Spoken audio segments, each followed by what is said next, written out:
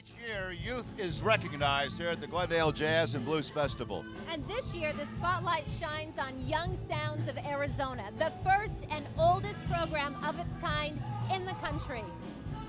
For more than 35 years, the nonprofit organization has provided training, performing opportunities, and artistic growth for young musicians.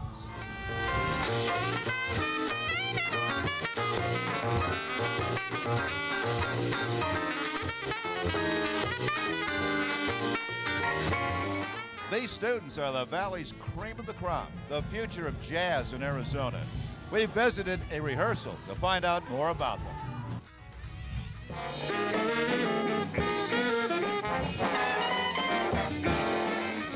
Entry into the group is by audition only, each and every year. And there's a good reason why, points out director Eric Rasmussen. And that's how the music world is, you know. There's always someone waiting in the wings to kind of take your spot. So that's kind of some built-in motivation to make sure that you're practicing and you're working on your material and things like that. And then the measure after that, just make it 2 E flats. There are 2 skill level groups, the 5 and 7 o'clock bands. Liken them to a JV and a varsity.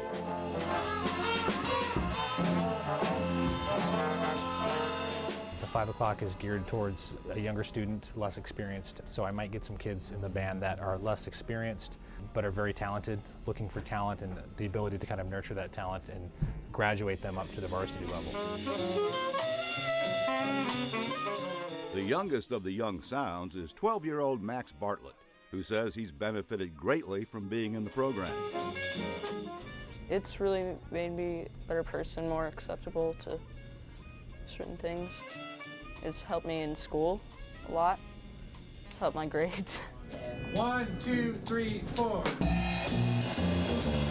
Another newcomer is Rachel Heineman, who says jazz has slowly grown on her, and this experience has made her a better bass player. It's completely different from rock and pop, and as a bass player it's a lot more challenging for me to play jazz than rock because you actually have to follow chord progressions and there's stuff that's not written out, different rhythms, weird chords too. Rock is so straight and it's usually so much more structured and there's only about like 3 chords in a pop song. It gets kind of dull and the same after a while. 3, 4, 1, 2, 3. Jazz is hard to define, but its complexities appeal to senior Nathan Collins. It's such a variety of like different things you can play. There's so many different genres within the jazz. You know, there's swing, the samba, ballads, all that different kind of stuff. That's what attracts me to it, is it's not cut and dry. It's not the same thing every time.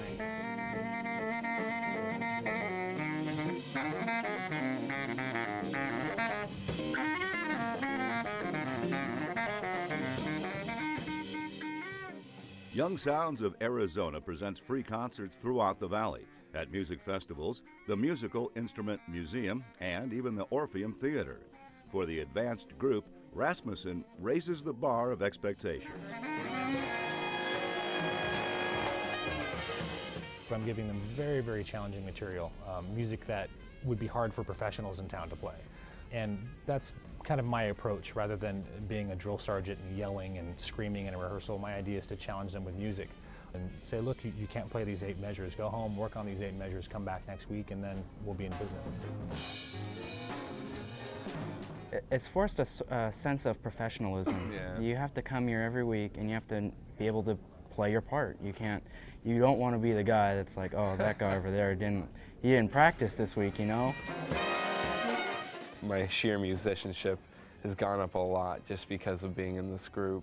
And with all the other people in here being at such a high caliber, you really rise to the level of them. The band's great during rehearsal.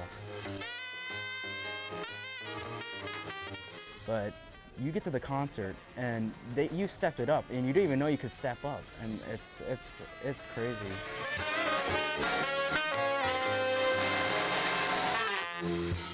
And somebody does just that new level, the energy just builds and your adrenaline kicks in and everybody's just on top of it, on their game, doing the most amazing things with the music, and it just clicks.